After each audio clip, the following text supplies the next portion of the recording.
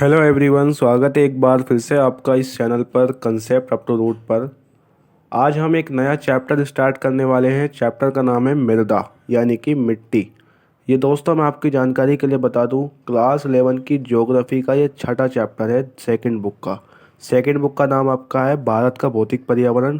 उस भौतिक पर्यावरण बुक का ये जो है छठा चैप्टर है, इसका नाम है मृदा। आज के इस वीडियो में हम इस चैप्टर को स्टार्ट करने वाले हैं। दोस्तों, अगर आपने इस चैनल को सब्सक्राइब नहीं किया है तो सबसे पहले तो आपसे ये रिक्वेस्ट करूंगा मैं कि अगर आप चैनल सब्सक्राइब नहीं किया तो सबसे पहले चैनल को सब्सक्राइब करके बेल आइकन को ऑल पे प्रेस कर लो। आइए दोस्तों, इस वीडियो को स्टार्ट करते हैं। दोस्तों, पहला टॉपिक हमारे पास है मृदा किसे कहते हैं, यानी कि मिट्टी किसे कहते हैं। ठीक है, तो अगर हमें मृदा को आप जानते ही हैं, मिट्टी को आपने देखा भी है हर जगह। ठीक है, अलग अलग तरह की मिट्टी आपने देखी है, लेकिन जब इसको डिफ़ाइन करने की बारी आती है तो हम अच्छी तरीके से इसको एक्सप्लेन नहीं कर पाते, इसको डिफ़ाइन नहीं कर पाते। तो आज के इस वीडियो में मैं आपको डिफ़ाइन करने का सही तरीका मैं आपको बताने वाला हूँ। मिट्टी को हम किस तरीके से डिफ़ाइन कर सकते हैं। ठीक है, तो मिट्टी को हम कुछ इस तरीके से डिफ़ाइन कर सकते हैं कि मृदा जो होती है वो भूपर्पटी की सबसे महत्वपूर्ण परत को कहा जाता है। ठीक है, यानी कि भूपर्पटी की जो सबसे ऊपरी परत होती है, जो दानेदार परत होती है, उसी को बोला जाता है मृदा। ठीक है, उसी को बोला जाता है मिट्टी। ठीक है दोस्तों, ये एक बहुत ही मूल्यवान संसाधन है, आप जानते हैं इस बात को, क्योंकि ये हमारी बहुत सारी ज़रूरतों को पूरा करती है। ये जो मिट्टी होती है बहुत सारी ज़रूरतों को पूरा करती है। अगर मिट्टी ना होती तो हम एक तिनका भी नहीं उगा सकते थे, अपने लिए कोई खाने की चीज़ भी नहीं उगा सकते थे। तो मिट्टी जो है हमारी ज़िंदगी में, हमारी जीवन में इसका बहुत बड़ा एक रोल है। ठीक है, नेक्स्ट पॉइंट हमारे पास है कि दैनिक आवश्यकताओं की पूर्ति के लिए हम जिस मिट्टी पर निर्भर करते हैं उसका विकास हज़ारों सालों में होता है। ये बात आपको बहुत ही अच्छी तरीके से समझ जानी चाहिए कि जो एक मिट्टी होती है ना, मिट्टी मिट्टी का जो विकास होता है, मिट्टी जो बनती है, तो मैं आपको बता दूँ बहुत सालों में बनती है। ठीक है, इसका जो विकास होता है बहुत सालों में होता है। ठीक है, मिट्टी बहुत सालों में बनती है, ये कोई चंद महीनों में नहीं बनती, कुछ दिनों में नहीं बनती, बल्कि इसको बनने में बहुत लंबा समय लग जाता है, हज़ारों साल लग जाते हैं मिट्टी को बनने में। इसी वजह से कहा जाता है कि मिट्टी का संरक्षण करो, मृदा अपरदन को रोको। क्यों कहा जाता है? क्योंकि मिट्टी को बनने में काफ़ी टाइम लगता है। ये नवीकरणीय संसाधन नहीं है, ये अनवीकरणीय संसाधन है। ठीक है, अब बात करते हैं कि मृदा में आखिर क्या क्या चीज़ें मिली हुई होती हैं। जैसे आपको पता ही होगा, मृदा के अंदर यानी जो चट्टानें होती हैं मृदा के अंदर। मृदा के अंदर जो मलबा होता है वो मलबा भी शामिल होता है मिट्टी के अंदर। मिट्टी के अंदर जो है, जो मरे हुए जीव होते हैं उनके अवशेष भी मौजूद होते हैं। इन्हीं से मिलकर जो है एक मिट्टी बनती है। ठीक है, अगर यानी हम मृदा के घटकों की अगर बात करें तो मृदा के घटक कौन कौन से हो गए? मृदा के घटक हो गए, एक तो खनिजों के कण। भाई खनिज पाए जाते नहीं पाए जाते? ठीक है, खनिजों के कण हो गए। ह्यूमस हो गया, ह्यूमस यानी मरे हुए जो जीव होते हैं उनके अवशेष।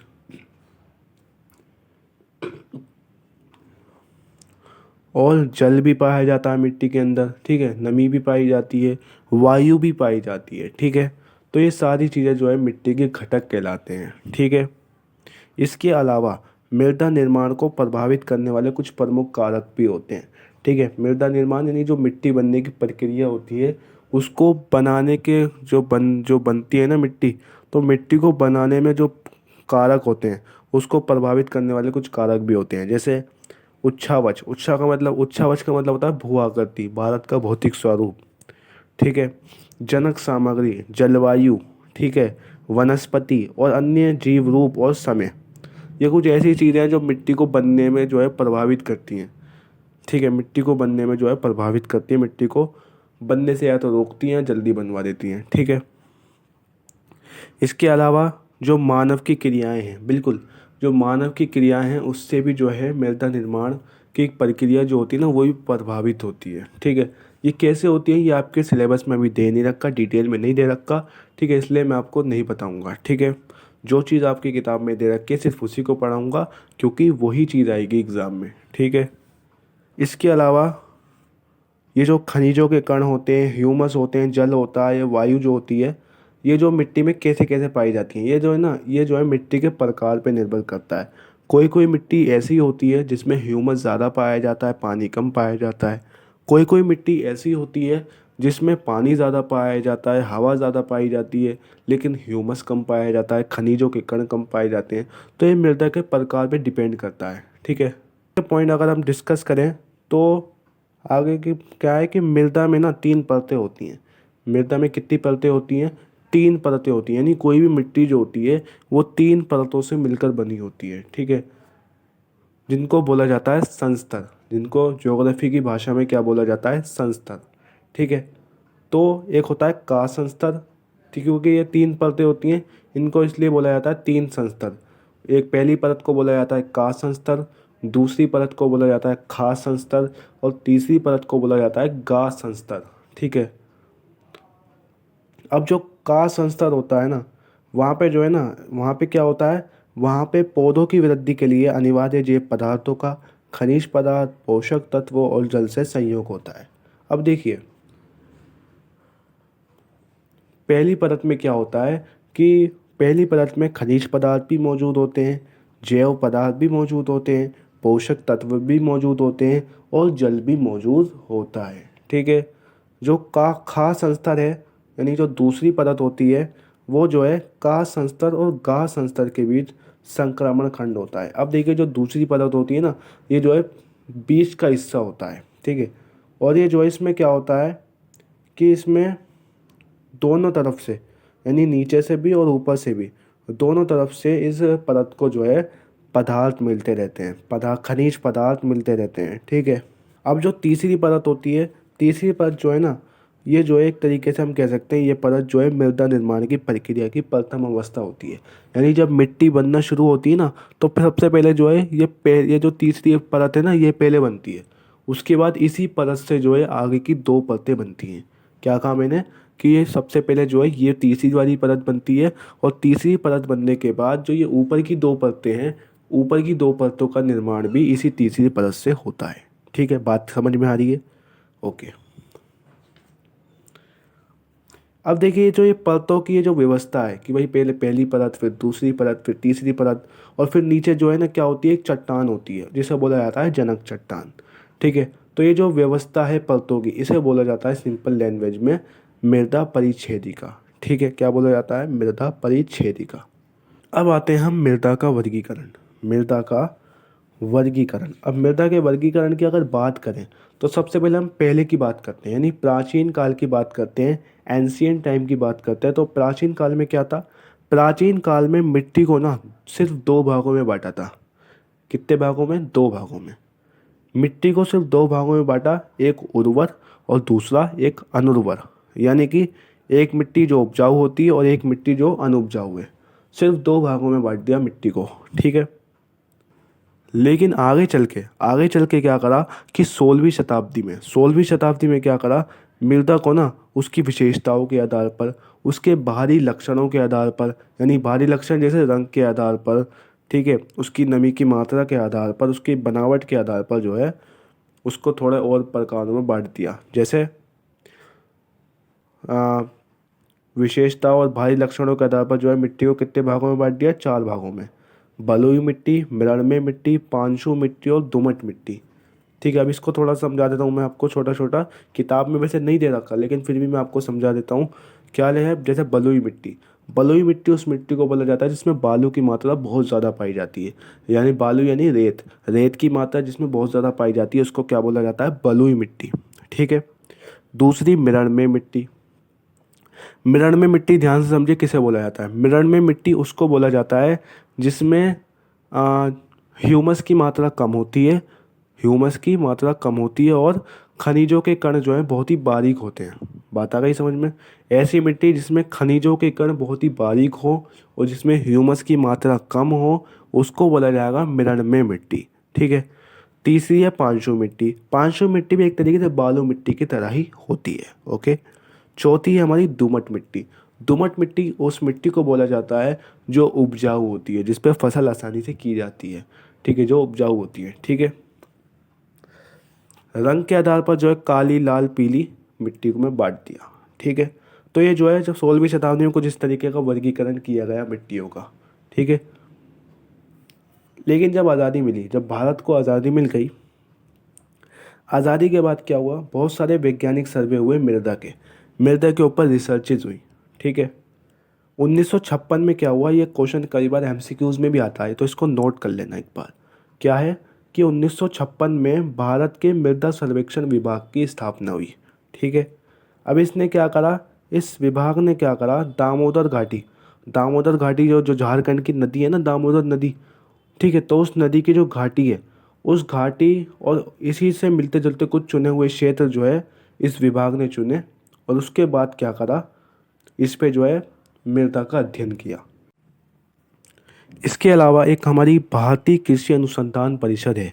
ठीक है। उसके अंडर में क्या करा, दो संस्था थी। एक संस्था का नाम था राष्ट्रीय मृदा सर्वेक्षण ब्यूरो, और एक संस्था का नाम था भू उपयोग आयोजन और संस्थान। इन दो संस्थाओं ने क्या करा कि राष्ट्रीय भारतीय कृषि अनुसंधान परिषद के अंडर में जो है ना मृदा का अध्ययन किया। ठीक है। मृदा का क्या करा, अंतर अध्ययन किया। मिट्टियों के जो सामान्य प्रकार हैं, ठीक है, मिट्टियों के उत्पत्ति के आधार पर, रंग के आधार पर, बनावट के आधार पर, संयोजन के आधार पर, स्थिति के आधार पर जो है मिट्टियों को जो है ना 8 वर्गों में बांटा गया है। कितने वर्गों में, 8 वर्गों में। आपकी स्क्रीन पे आपको दिख रहा होगा, जलोढ़ मृदाएं, काली मृदाएं, लाल और पीली मृदाएं, लेटेराइट मृदाएं, शुष्क मृदाएं, लवण मृदाएं, पीठ में मृदाएं, वन मृदाएं। आइए इनको समझते हैं। जैसे पहला है जलोढ़ मृदाएं। अब जलोढ़ मृदाएं जो होती है ना, सबसे पहले समझते हैं कहाँ पाई जाती हैं। जलोढ़ मृदाएं यानी कि जलोढ़ मिट्टी उत्तरी मैदान और नदी घाटियों के विस्तृत भागों में पाई जाती हैं। ठीक है। ये मृदाएं देश के कुल क्षेत्रफल के 40% भाग को ढके हुए हैं। यानी ये इतनी ज़्यादा पाई जाती है, कि 40% देश का जो हिस्सा है वो इसी मिट्टी से ढका हुआ है। ठीक है। अब ये जो मिट्टी होती है ना, ये निक्षेपण मिट्टी होती हैं। ये निक्षेपण मिट्टी क्यों होती है, क्योंकि नदियाँ जो होती हैं ना, नदियाँ क्या करती हैं, बहुत सारा कूड़ा कचरा, मलबा, चट्टानों के टुकड़े पुकड़े जो है निक्षेपित करती हैं। उन्हीं निक्षेपण से ये जो है ये मिट्टी बनती है। इसलिए इसको बोला जाता है निक्षेपण मृदाएं। ठीक है।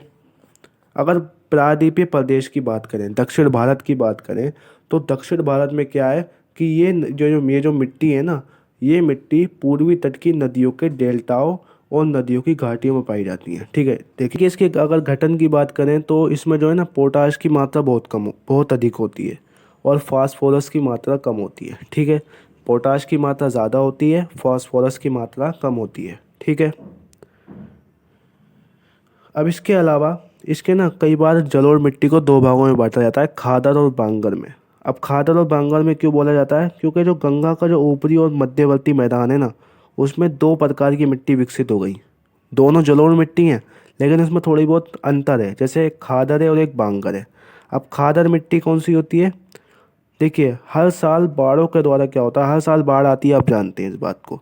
हर साल क्या होता है, बाढ़ों के द्वारा जो है ना, जो जालोड़ा होता है यानी जो मिट्टी होती है, वो मिट्टी जो है निक्षेपित हो जाती है हर साल। इसको बोला जाता है खादर। क्योंकि ये जो है क्या होती है, ये नई मिट्टी होती है एकदम। लेकिन जो बांगर होती है ये पुरानी मिट्टी हो जाती है। होती जलोढ़ की मिट्टी है, लेकिन ये पुरानी जलोढ़ मिट्टी होती है। इतना अंतर समझो, जो बांगर होती है वो नई जलोढ़ मिट्टी होती है, जो बांगर होती है वो पुरानी जलोढ़ मिट्टी होती है। जो बांगर होती है वो पुरानी जलोढ़ मिट्टी होती है। अब इन मिट्टियों का रंग की बात करते हैं। जैसे जलोढ़ मृदाएं होती हैं, इनका रंग कैसा होता है, इनका रंग जो है धूसर जैसा होता है, हल्का धूसर या राख धूसर जैसा इनका रंग होता है। ठीक है। तो ये हो गई हमारी जलोढ़ मिट्टी। अब पढ़ते हैं हम काली मिट्टी के बारे में। अब ये जो काली मृदाएं होती हैं, ये जो है दक्कन के पठार के अधिकतर भाग पर पाई जाती हैं। भाई जो हमारा दक्कन का पठार है ना, उस दक्कन के पठार के अधिकतर भाग पर ये पाई जाती हैं। ठीक है। अच्छा अच्छा, किन किन राज्यों में ये पाई जाती है, देखिए महाराष्ट्र में, गुजरात में, आंध्र प्रदेश में, तमिलनाडु में ये मिट्टी पाई जाती है। ठीक है। और इन मृदाओं को ना रेगल मृदा भी बोला जाता है, कपास वाली काली मिट्टी भी बोला जाता है। अब कपास वाली काली मिट्टी क्यों बोला जाता है, क्योंकि कपास की जो खेती होती है ना, वो काली मिट्टी में बहुत ही अच्छी होती है। ठीक है। इसके अलावा काली मृदाएं जो है ना ज़्यादातर मिरण में होती है। मिरण में मैंने आपको बताया था कि इसमें ह्यूमस की मात्रा कम होती है, और ह्यूमस की मात्रा कम होती है और खनिजों के कण जो होते हैं वो बारीक होते हैं। ठीक है, तो ये मिनट में होती है। और ये मिट्टी ऐसी विशेषता है इसके अंदर, इस मिट्टी के अंदर, कि ये जब मिट्टी, काली मिट्टी गीली होती है ना, तो गीली होने पर ये फूल जाती है और चिपचिपी हो जाती है। फूल जाती है और चिपचिपी हो जाती है। ठीक है, और जब ये सूख जाती है तो ये सिकुड़ जाती है। ठीक है, अगर इसके अंदर इसकी बनावट की बात करें तो इसमें चूना, लोह, मैग्नीशिया, एल्मुना, ठीक है, के तत्व काफ़ी मात्रा में पाए जाते हैं। ठीक है, तो ये जो है काफ़ी मात्रा में पाए जाते हैं। इसके अलावा पोटाश की मात्रा भी इसके अंदर पाई जाती है, लेकिन फास्फोरस, नाइट्रोजन और जैव पदार्थों की यानी कि ह्यूमस की मात्रा इसके अंदर कम होती है। ठीक है, इसके अलावा इसकी रंग की बात करें तो काली मिट्टी तो काली ही होती है, तो इस मृदा का रंग गाढ़े काले से स्लेटी रंग के बीच में होता है। ठीक है भाई, बहुत ज़्यादा काला भी होता है, डार्क ब्लैक होता है, या थोड़ा सा सिल्वर तरीके से, एक तरीके ग्रे कलर भी होता है। तो इस तरीके से इसका कलर होता है। ठीक है, नेक्स्ट हमारे पास मिट्टी है लाल और पीली मिट्टी, लाल और पीली मृदाएं। अब देखिए, लाल मृदा का विकास देखा जाए तो दक्कन पठार के पूर्वी और दक्षिणी भाग में कम वर्षा वाले उन क्षेत्रों में हुआ है जहां रवेदार आग्नेय चट्टानें पाई जाती हैं। अब देखिए, पूरी तरीके से बता दिया, हमें लोकेशन बता दी है कि ये मिट्टी कहाँ पाई जाती है।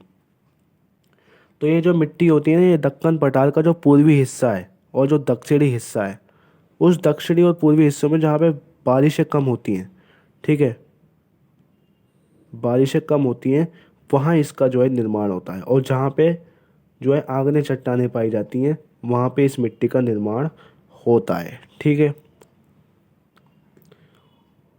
इसके अलावा अगर पश्चिमी घाट की बात करें तो पश्चिमी घाट में जो है लाल मिट्टी पाई जाती है। पश्चिमी घाट जो हमारा है ना, पश्चिमी घाट, तो वहाँ पे लाल मिट्टी पाई जाती है। पीली और लाल मृदाएं ओडिशा, और ये जो कौन कौन से राज्यों में पाई जाती हैं, देखिए, ओडिशा और छत्तीसगढ़ के कुछ भागों में पाई जाती हैं। ठीक है, मध्यम गंगा के मैदान में पाई जाती है, और जो दक्षिण भाग है उसमें पाई जाती है।